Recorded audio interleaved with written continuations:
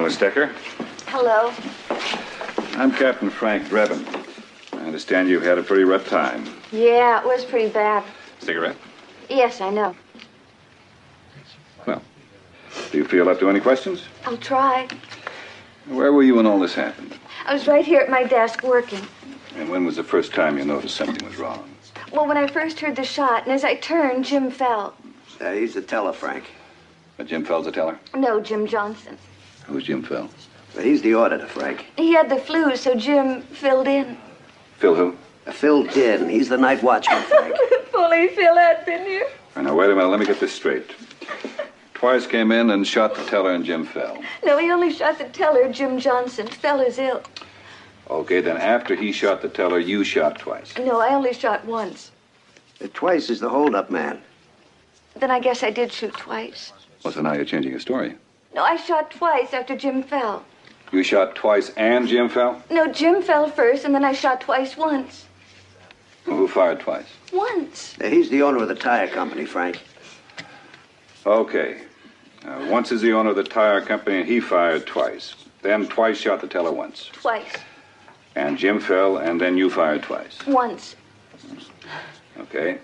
All right, that'll be all for now, Miss Decker. Now, we'll need you to make a formal statement down at the station. Oh, of course. You've been very helpful. We think we know how he did it. Oh, how he couldn't have done it. He hasn't been in for weeks. Well, thank you again, Miss Decker. Weeks? Saul Weeks. He's the comptroller, Frank.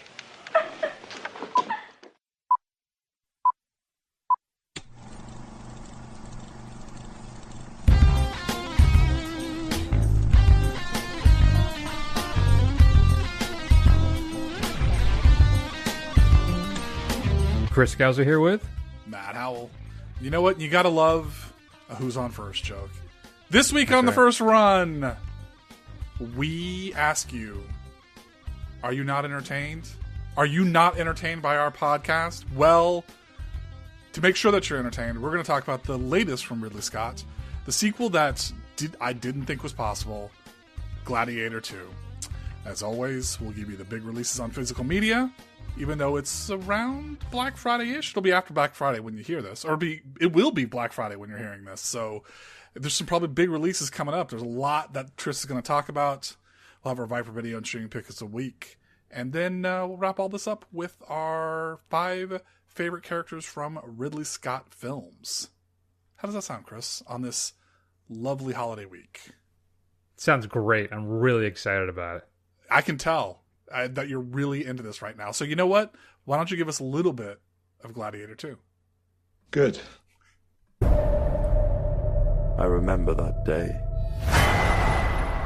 I never forgot it. That a slave could take revenge against an emperor. Where were you born? I don't know. I never knew a mother nor a father. You will be my instrument. Who are you?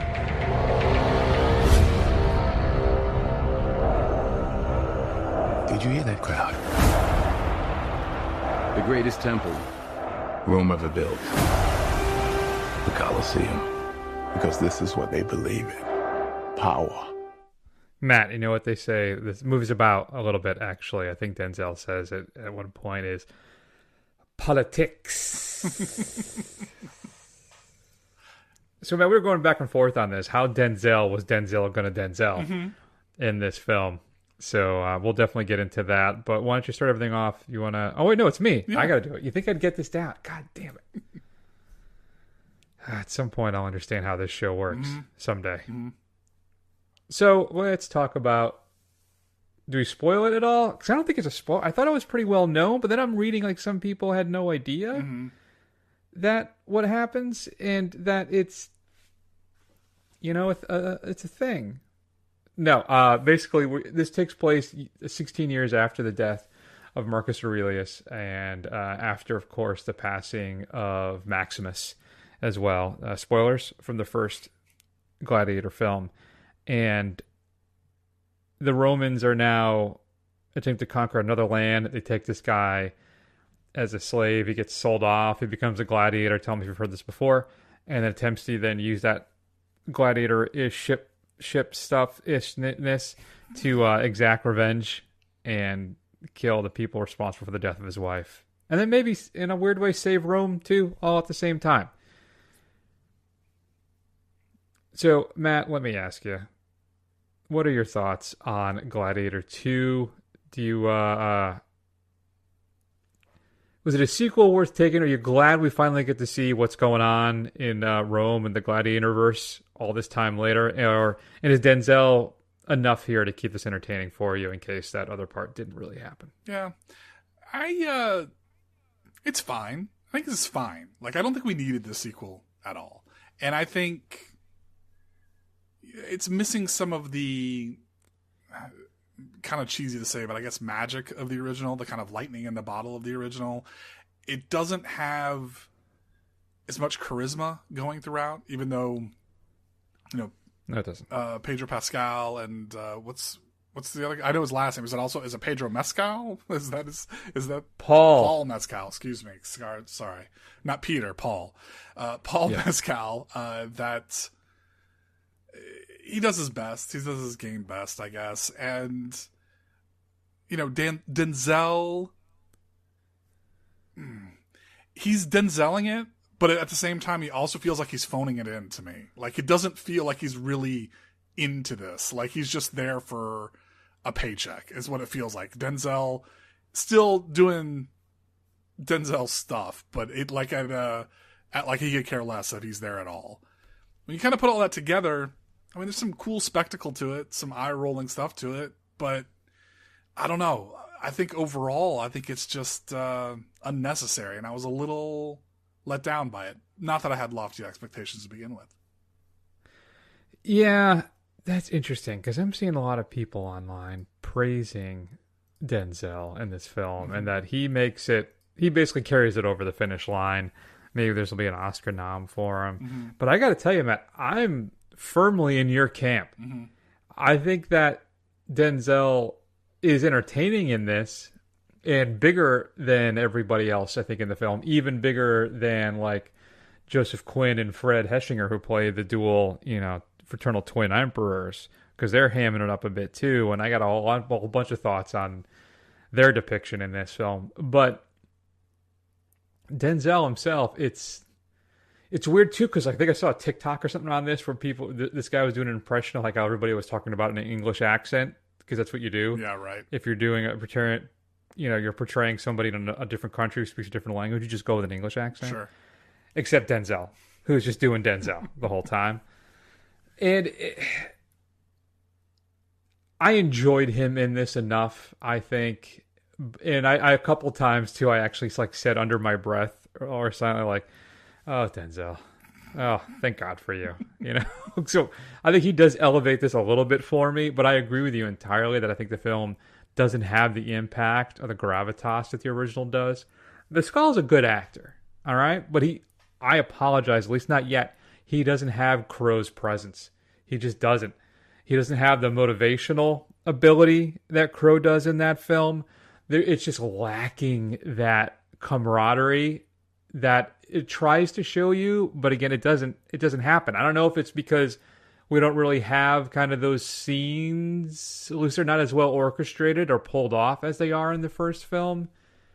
And or maybe it just Mescal doesn't have the raw charisma that Crow does. I don't know. It could be the script that I do think it's at times is trying entirely too hard and maybe just not up for the task.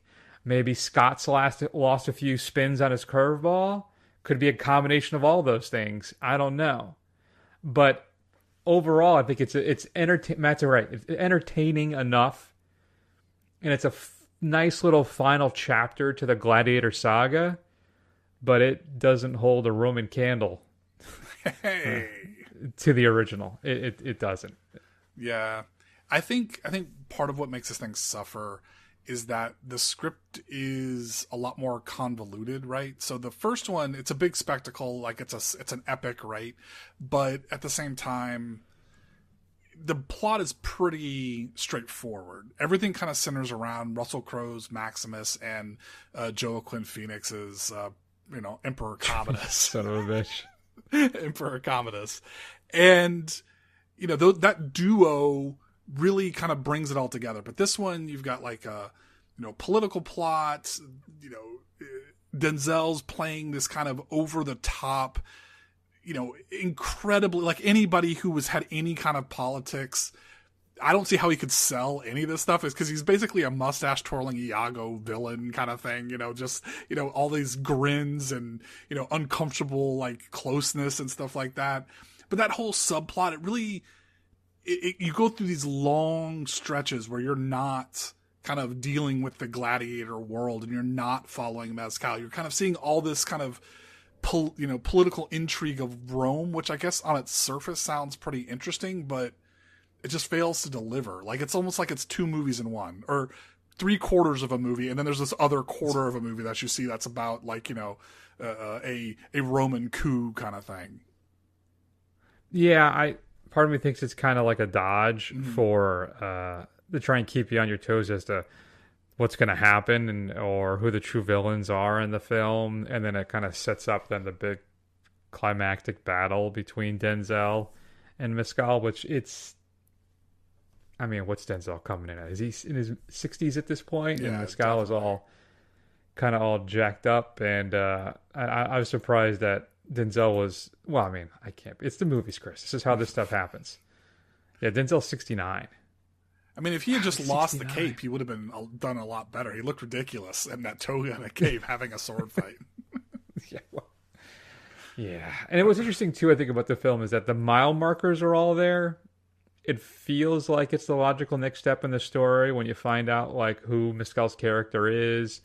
And it kind of gives everything a proper conclusion, I think, for the whole Gladiator verse. I don't know. But it just the whole thing just never really gels together. Mm-hmm. And I don't know quite what that is. Like I said, I don't know if it's... Listen, Scott's last run of films have not been great, right? It's been a while, I think, since... Would it be The Martian, I think, since the last thing he did that was, like, truly, like, really, really good? Let me look at pull his oeuvre. The Last Duel. Yeah. We like The Last Duel. Yeah. But, and I do like Alien Covenant. I know a lot of people don't care for that film, but that thing is relentlessly mean and unsettling. So, all right, maybe I'm being a little too hard on him. So, but House of Gucci? Mm-hmm. What are you talking about? That is Chef's Kiss fantastic. We still haven't watched the, almost 4-hour cut of Napoleon 2, Matt. We got to try and do that at some point. Yeah. No, maybe? Nah, I'm good. Nah, good. Yeah, I don't know. It just doesn't really come together. I mean, it's not, what is it, Exodus Gods and Kings bad? Mm-hmm. I mean, that film is just atrocious. But it's just not, it's entertaining enough, like Matt said. And I'm on the fence, too, about the Emperors. Like, this whole, I don't know, effeminate, kind of pasty, white, psychotic twin emperors thing. I don't know. I think it would have been fine, I guess, if they were more intimidating and scary instead of just being crazy. Yeah, I don't know. But then I guess the problem is you need to set up, the 70-year-old guy as a real final fight at the end, right? So I guess that's what counts. But you get bigger battles. Yeah. Right?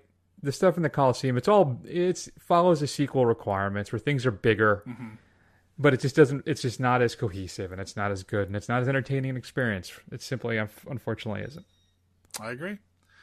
So what are you giving this film? I'm sitting at a C+. Yeah. Yeah, I think I'm going to be a little more generous. I think I'm going to give it a B-. I was entertained enough. I just don't think it's particularly great. Although, talk to me in 6 months. I'll probably be like, that movie was terrible. I'm going to give it a C. If you had a chance to see Gladiator II, it's currently in theaters. I was able to go see it in IMAX, and it was a pretty packed screening, I have to say. No Dolby screenings around me. What about you, Matt? Did you get a premium Yeah, no Dolby, exhibition? Just regular old theater. When I came out, there were all kinds of people dressed up for Wicked, taking up all the theaters, all the Dolby, everything else. Damn theater kids. I know. If you had a chance to see Gladiator II, shoot us an email at feedback@thefirstrun.com. Matt, let's talk about what's coming up on physical media this upcoming Tuesday, December 3rd. So I guess this isn't really going to help you at all because this stuff comes out the Tuesday after Black Friday. But yeah, still some interesting stuff coming up. So let's talk about that now. Ooh, Steelbook, a brand new 4K restoration of this one. I should say 4K remaster. Although no one official is prepared to comment, religious groups are calling it Judgment Day. There's as an increasing number of reports of serious attacks on people who are literally being eaten alive. The witness reports are sketchy. One unifying detail seems to be that the attackers in many instances appear to be Dead excited to have with us here a sensational chart-topping or ideological connection between those committing the atrocities and perhaps more alarmingly There's a girl in the garden. their behaviour. The emergency What? services have been overrun with calls In the garden, there's a girl. Matt, Shaun of the Dead is being released in an anniversary edition with a brand new 4K remaster. You can buy a conventional version as well as a steelbook. So I think I'll be picking this up. I don't have it on 4K. I have it on Blu-ray, but I'm excited about this new master. Edgar Wright supervised it and said it looks fantastic. So I probably will pick this up. I do adore that film. Also coming up here, let's see. Are we counting down? I think we're counting down. Let's see what happens. Number 5. Galaxy Quest is being released in 4K as well as a steelbook. You get a brand new 4K restoration, Dolby Vision and Atmos, and a brand new filmmaker-focused program with a director, and hours of legacy special features. I remember watching Galaxy Quest. I was surprised how much I enjoyed it. It's a very funny film. I haven't seen it since it came out, but still, you a fan of Galaxy Quest at all? Yeah, I think it's an underappreciated gem, or one that's gained some appreciation since it's been released. I really enjoy Galaxy Quest. There you go. 4. Alexander Asia's Never Let Go, which is a film I think we wanted to do for the show, is being released. A family that's been haunted by an evil spirit for years, Matt. Their safety and surroundings come into question when one of the children questions if the evil is real.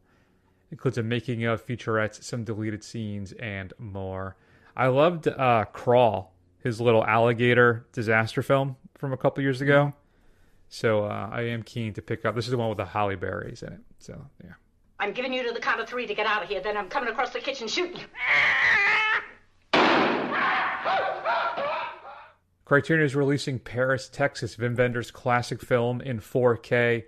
You get a brand new 4K restoration supervised by Wenders, audio commentary from him, archival interviews, deleted scenes, and a whole bunch of more stuff. So you're going to get the 4K. I almost bought this a couple times, and I found out there was a 4K coming out. So I decided to sit tight, and now I just have to wait for the next Barnes & Noble sale. I have 2 words. Perfect love and perfect trust. Matt, one of the supposedly better animated films of the year, if not one of the better films of the year, I don't know if you got to see it, The Wild Robot is being released as well. Dolby Vision and Atmos audio tracks, and a whole bunch of featurettes in this one, including an alternate opening of the film in storyboard form, and something on the voice actors, just a whole ton of stuff on this. Did you ever catch up with Wild Robot? I didn't. It's on my list to see, so once it actually comes out on streaming somewhere, I will watch it. Nice. Yeah, have to check back with me. Let me know what you think about it. And then There can be only one. Fede Alvarez's Alien Romulus, Matt, is being released. You get a Dolby Atmos audio track. I don't see anything about Dolby Vision, though. Includes alternate and extended scenes and a making of featurette, including a discussion with Alvarez inside the Xenomorph Showdown and more. So I'll be picking this up. This is going to be a steelbook as well. I'm just going to wait. Hopefully there'll be some cheap prices on this soon, though. Wait, no, this is Disney now, right? Shoot. It is a Disney property now.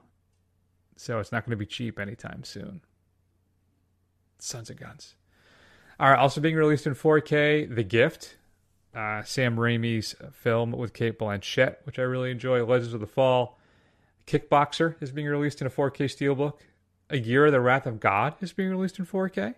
The M. Night Shyamalan film that I think is very good, The Visit, is being released. Congo is coming out from Vinegar Syndrome. That's Congo, you know, the one with based on the book, the monkey, Bruce Campbell, and a whole bunch of folks that notoriously bombed in the box office. They're also releasing Cannibal the Musical in 4K. There's going to be a 30th anniversary edition digipack exclusive to Amazon for Pulp Fiction. It got a pop-up card, so you open up the box and it pops up and it shows Vince and Mia dancing at Jack Rabbit Slim's. Looking for Mr. Goodbar is getting a 4K release, as they're also going to be a steelbook release of Pumpkinhead, just in time for the holidays. And then, Matt, I'm going to go with your Viper video, the pick of the week. I'm going to say, coming, I think, back into print, one of my favorite horror films, I think of the late 80s, if not early 90s, just because of kind of how cheesy it is. Though you might be able to still get this. I think it's going to be an import. It might still be available. Was it Vinegar Syndrome? I can't remember now. Ticks, featuring Amy Dolenz and Alfonso Ribeiro. I'm not saying that right, am I? Where he plays the Heavy, which is very funny in that film. But basically, some mutated, irradiated ticks. They grow up really big and infest this town and kill everybody. And Clint Howard has a particularly fantastic little scene in that film. So I've always adored ticks. And it's going to be released again, at least as an import. Maybe it's available out there. Check it out, though, at vipervideotampa.com for all of your physical media needs. Matt, what should we be streaming this week? Well, speaking of the holidays and getting together with the family, I'm going to recommend Alien Romulus, which is available on Hulu, or I saw it on Disney Plus as well. So I guess if you have Disney Plus and want to scar the kids a little bit, you can turn on Alien Romulus and see some nice score from Mr. Fede Alvarez. Nice. Good times. All right, Matt, let's go ahead and wrap up the big show by sharing our 5 favorite Ridley Scott characters. Here's one that didn't make the cut for me, unfortunately. So here's the rub. Somehow, we have to have complex astrophysical engineering conversations using nothing but a still frame camera from 1996. Luckily, the camera does spin. So I can make an alphabet. It can't be our alphabet. 26 characters plus a question card into 360 gives us 13 degrees of arc. That's way too narrow. I'd never know what the camera was pointing at.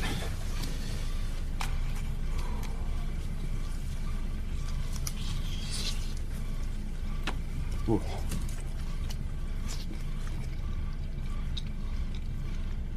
Hexadecimals.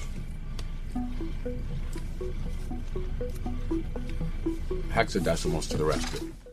As always, I can't tell you how many times I've said that. Hexadecimals to the rescue. That, of course, is Matt Damon as Mark Watney in the aforementioned The Martian, which, again, a film I rather enjoyed. Didn't make the cut for me, Matt. Why don't you start everything off? Who is your 5th favorite Ridley Scott associated character? My number 5, speaking of guys who just kind of abandoned the whole accent thing, I'm going to say my number 5 is Pierre Delincourt, played by Ben Affleck in The Last Duel. A hedonistic, medieval playboy who is kind of sitting there as the bad influence to Matt Damon and Adam Driver's characters.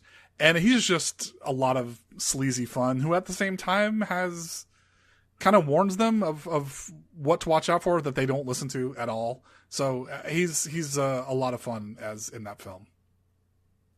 It's a great pick, and he's an honorable mention for me. He's my number 6. I thought about putting him in a couple times, but in the end, he didn't quite make the cut. And I knew it was going to be likely on your list. That's why I didn't use a clip from him, because I wanted to make sure you got to have a little fun with that. Thanks.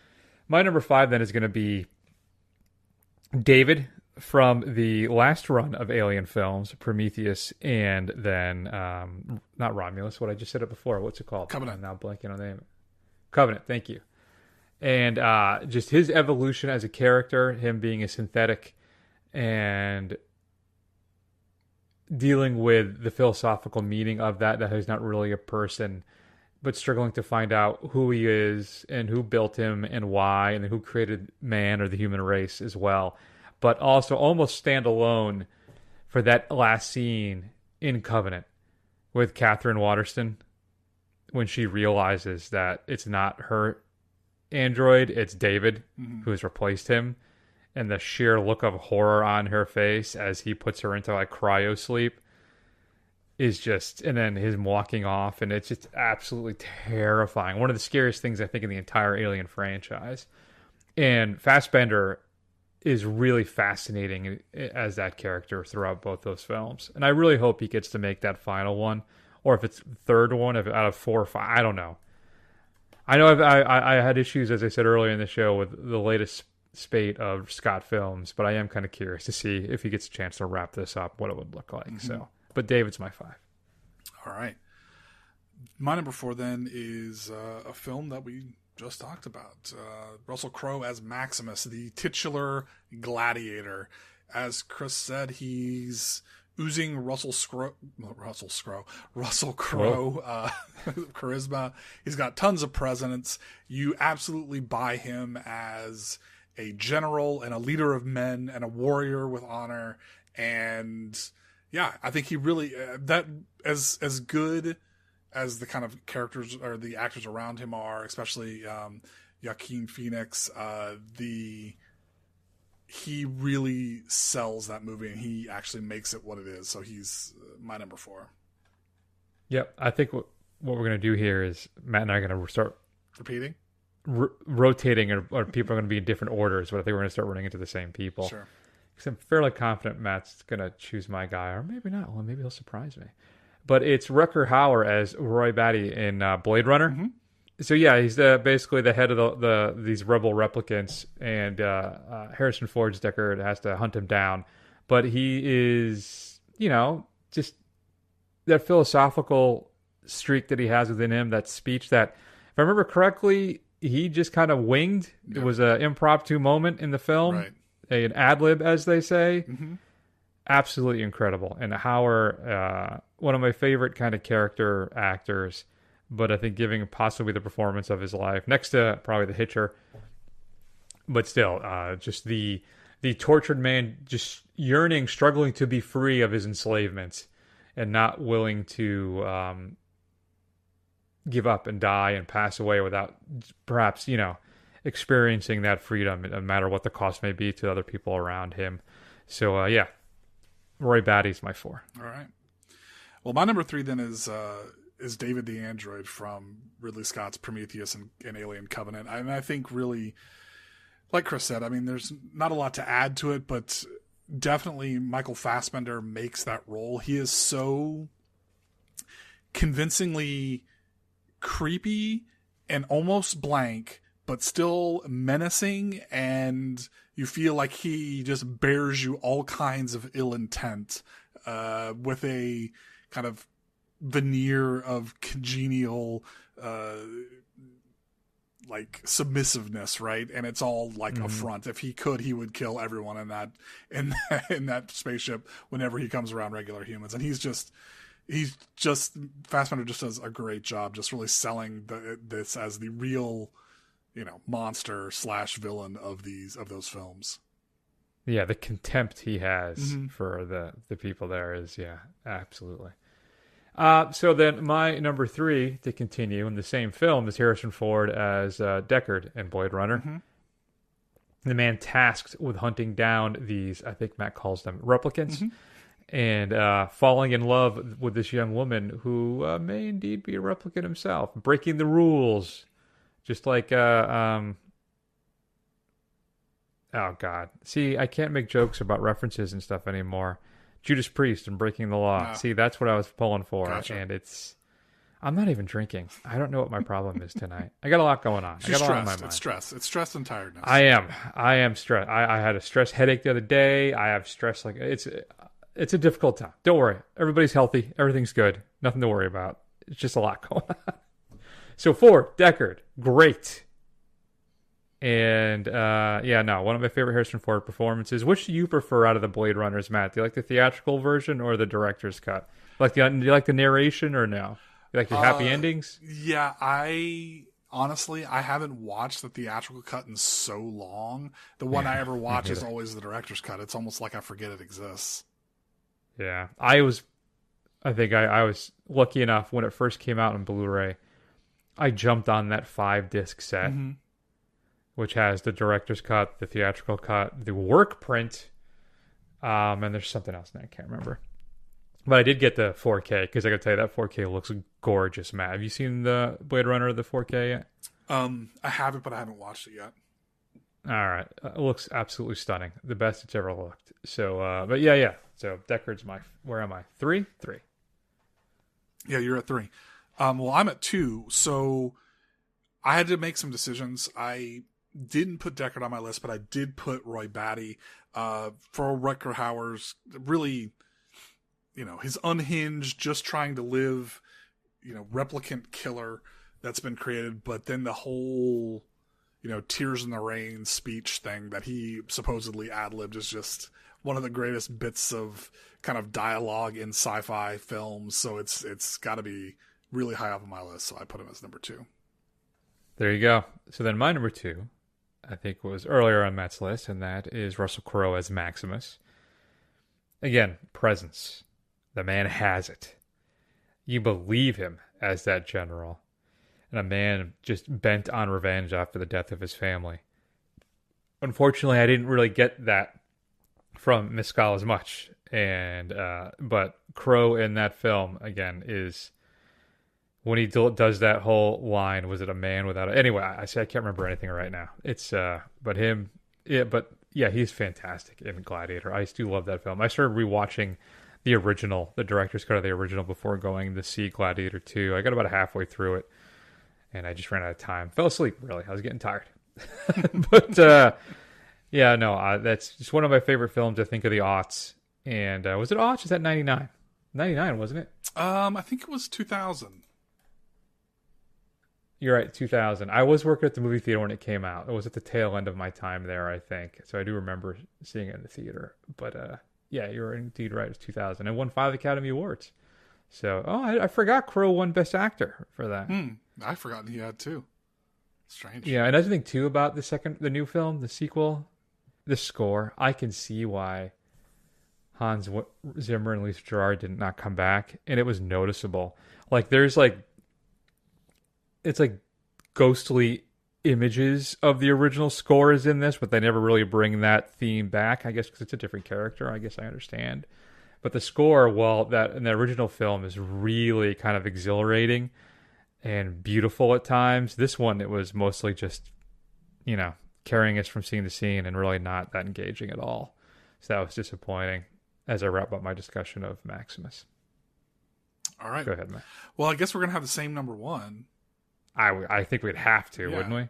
So it's Sigourney Weaver as Ellen Ripley, who, despite a fun performance by Tom Skerritt, is the kind of quintessential sci-fi heroine, right up there with Sarah Connor, Trinity from The Matrix.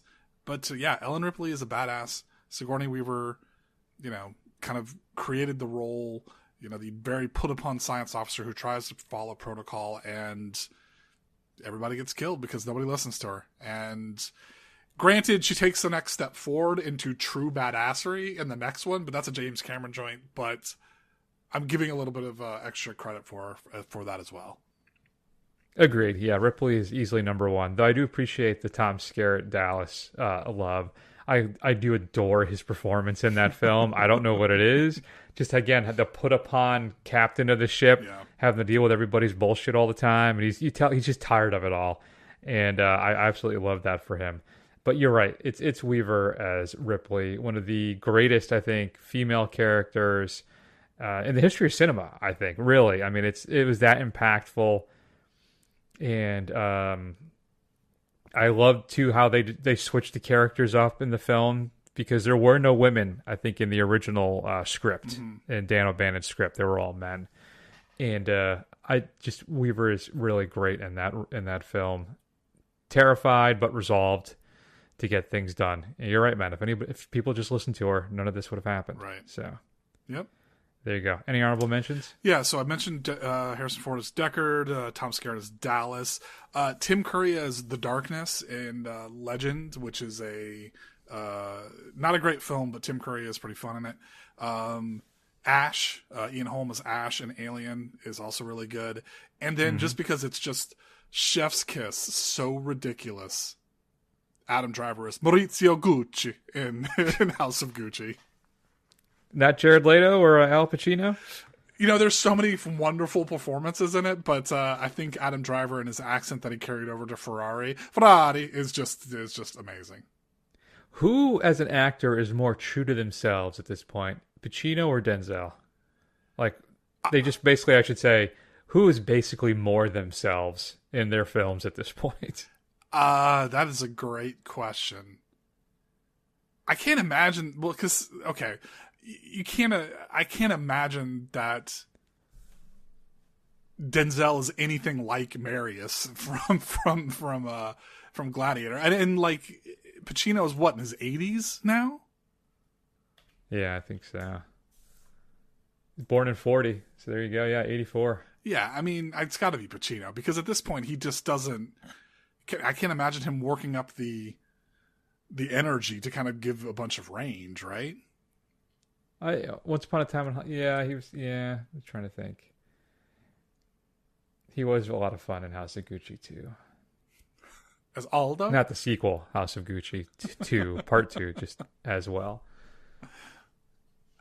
Yeah. Every time that Nicole Kidman commercial comes on in the AMC movie that I'm watching, every single time, all I can see is Lady Gaga getting railed on that desk from that cut somebody did. That is a really funny little fan edit there. I would throw in Commodus, Joaquin Phoenix, and then one Matt didn't mention. I don't know, a lot of people haven't seen Matchstick Men, but Nick Cage as Roy Waller is fantastic, as is, and I'm blanking on what's his name's role is in that film. The name of his character, Sam something or other. Dear God, man, I need to go to bed. I need to rest. But Sam Rockwell, thank you for that.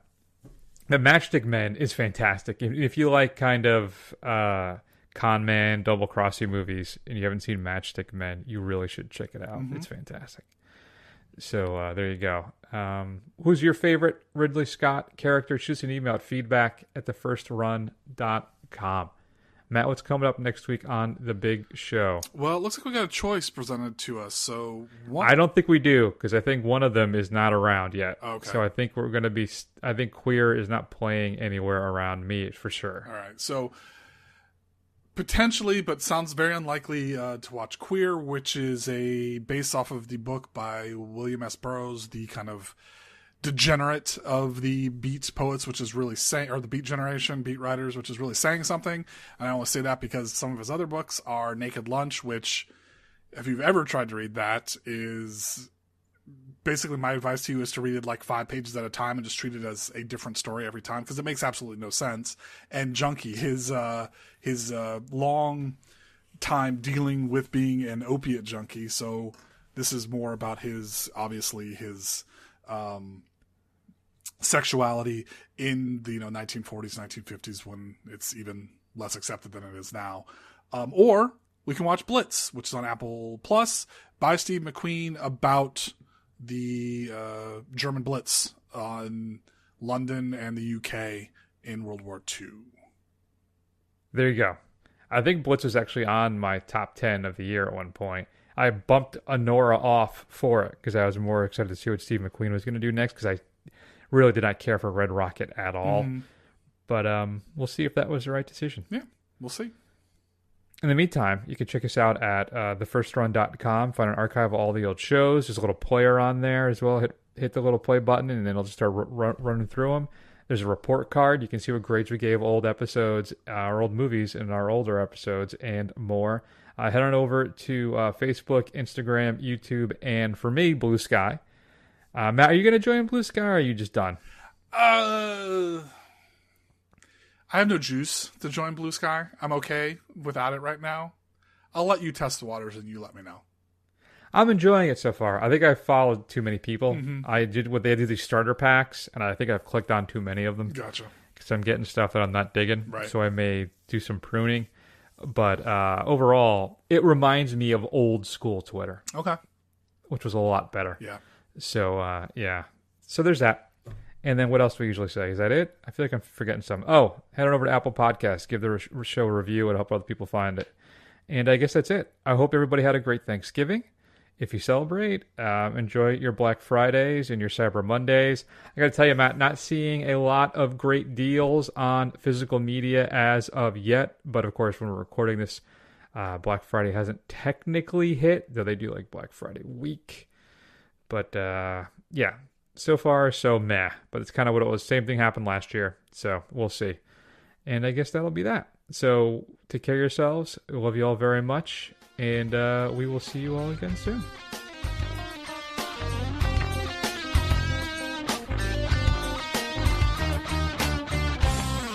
How's that for a slice of fried gold?